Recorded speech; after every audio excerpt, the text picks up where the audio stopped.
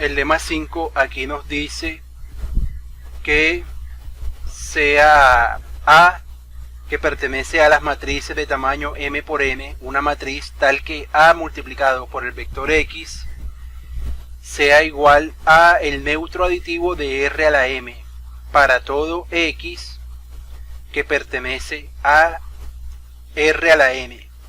Entonces A es igual al vector, a la matriz 0 de tamaño m por n. Y el lema 2 nos dice sea A que pertenece a la matriz de tamaño n por n, o sea una matriz cuadrada, tal que A multiplicada por el vector x sea igual a x para todo x que pertenece a R a la n. Entonces A va a ser igual a la matriz identidad de orden n. Esto lo podemos verificar, por ejemplo, cuando nos dice que es el neutro aditivo. Sabemos que para la operación básica de la suma, el neutro aditivo es el 0. Si, por ejemplo, tenemos el número 2 más 0, esto es igual a 2. Entonces, todo número, en este caso matriz o vector, que multiplicado por otro número me dé este neutro aditivo, tiene que ser que esta A sea la matriz de ceros. Y en el lema 2 tenemos lo mismo, pero ahora con la matriz identidad. Sabemos que para la operación de la multiplicación la identidad es el 1. Entonces, por eso, cuando tenemos operaciones con vectores, la identidad vendría siendo una matriz, digamos, una matriz de 2 por 2. Este sería el 1 en el espacio matricial de 2 por 2. El 1 en el espacio matricial de 3 por 3. Y así sucesivamente. El 0 para matrices de 2 por 2. Y ya sabemos que el 0 para matrices de 3 por 3 sería este. Entonces, continuando con la demostración de este lema, iniciamos de esta forma: sea E sub i los vectores de la base canónica de R a la n, la componente de i, B el vector e i es 1 y las demás son 0. Entonces, si K sub i es la columna i de A, se tiene que el neutro aditivo, de R a la m multiplicado por la matriz A,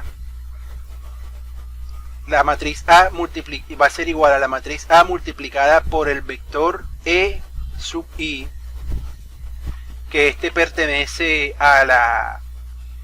vendría siendo el vector i de la base canónica que genera a R a la m. Esto va a ser igual a K sub i con A igual a la matriz de ceros, al vector 0,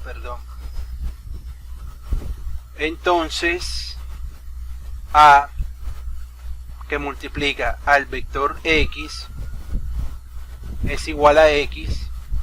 Por lo tanto, si la matriz A multiplicada por el vector x es igual al vector x, entonces la matriz A menos la matriz identidad multiplicada por el vector x va a ser igual al 0 de R a la n, al inverso, al neutro aditivo de R a la n.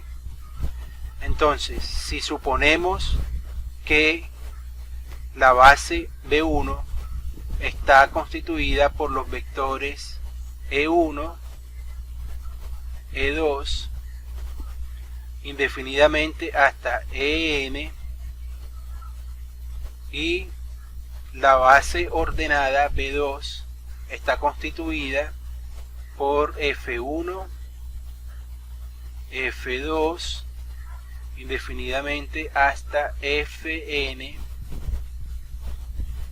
Estas son bases ordenadas del espacio vectorial E, y el vector de coordenadas U relativo a la base B2 va a ser igual a este vector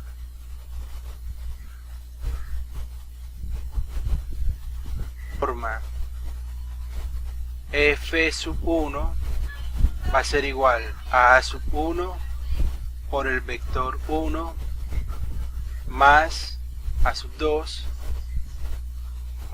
es multiplicado por el vector 2 más A sub n multiplicada por el vector n. Así también se hace lo mismo para hasta llegar al vector f sub n. Entonces esto va a ser igual a sub n 1 multiplicado por el vector 1 más A sub n2 multiplicado por el vector 2 hasta A sub n multiplicado por el vector n. Entonces esto va a ser igual a que el vector u va a ser igual a alfa 1 por f1 más alfa 2 por f2, así sucesivamente hasta alfa n por fn. Entonces esto escrito de forma matricial sería algo como esto: f1, f2, fn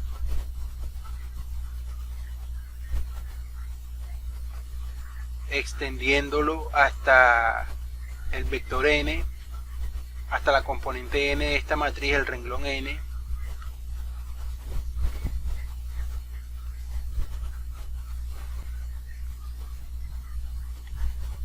Quedaría fn1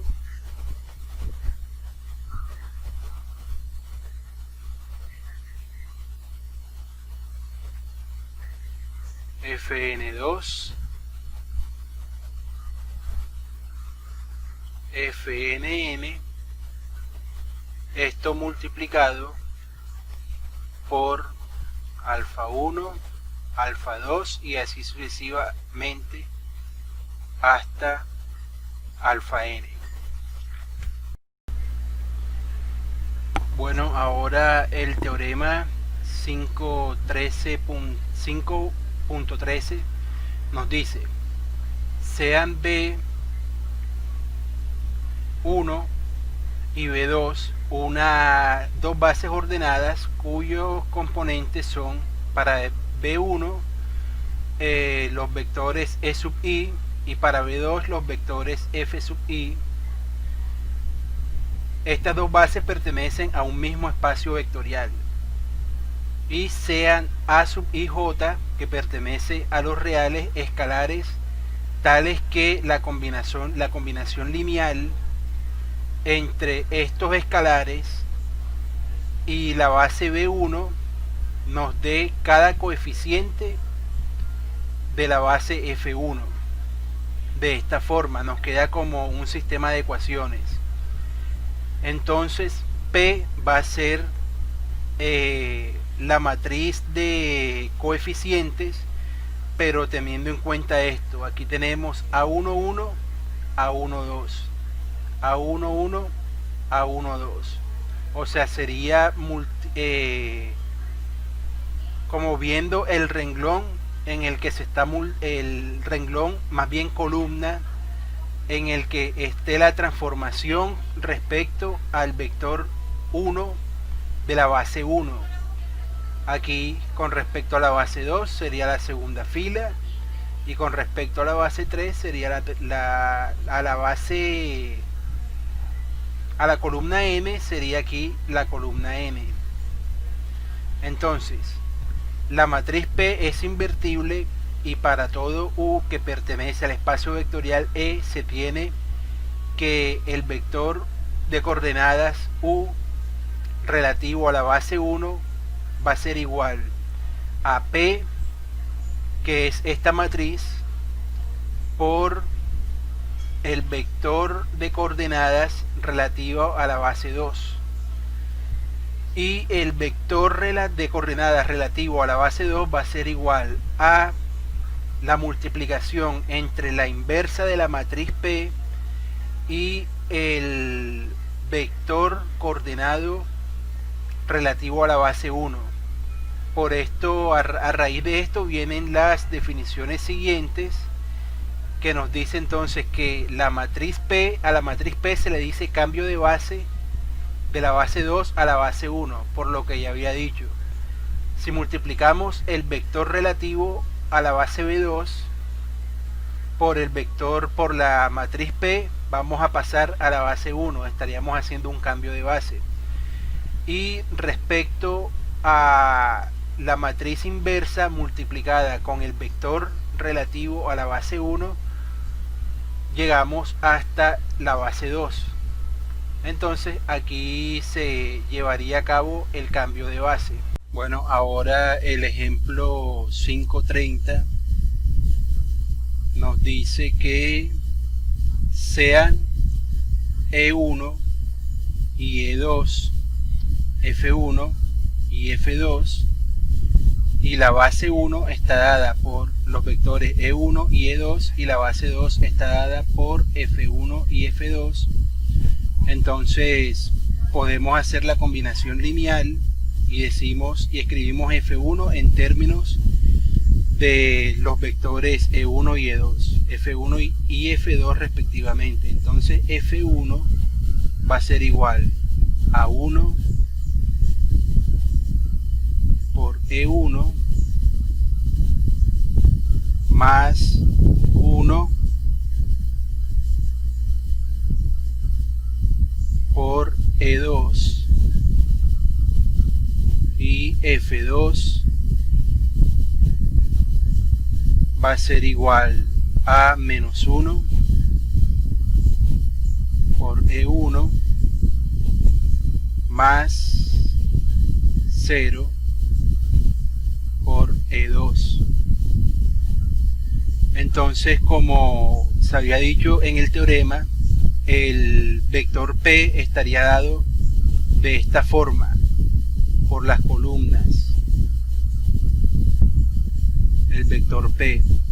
Entonces tenemos que la matriz P, va a estar dada por 1 menos 1, y de este lado tenemos 1 y 0. Luego tenemos que la matriz inversa sería, ya sabemos que esta diagonal cambia y esta cambia de signo, entonces quedaría así. Aquí tenemos ya la inversa de esta matriz P. Luego, si queremos pasar digamos de la base 1, como aquí nos dice en la definición pasada, que la matriz P1 sirve para cambiar desde la base 1 a la base 2. Entonces aquí tenemos que el vector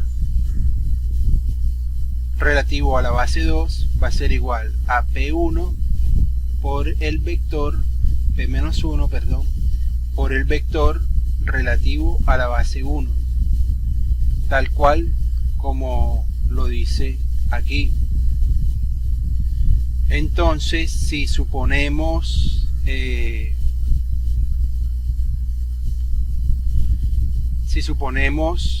partiendo de que u va a ser el vector relativo a la base 2, entonces suponemos un vector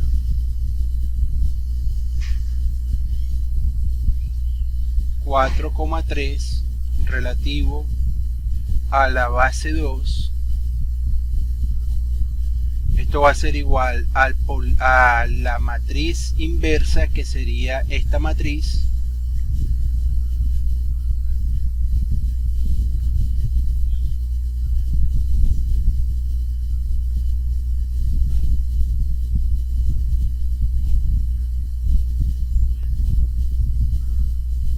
por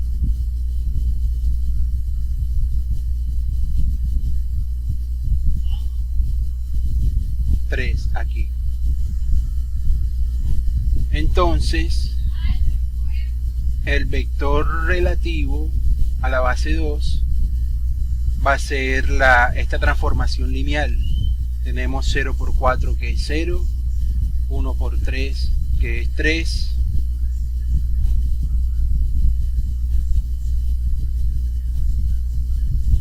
aquí menos 1 por 4, que es menos 4,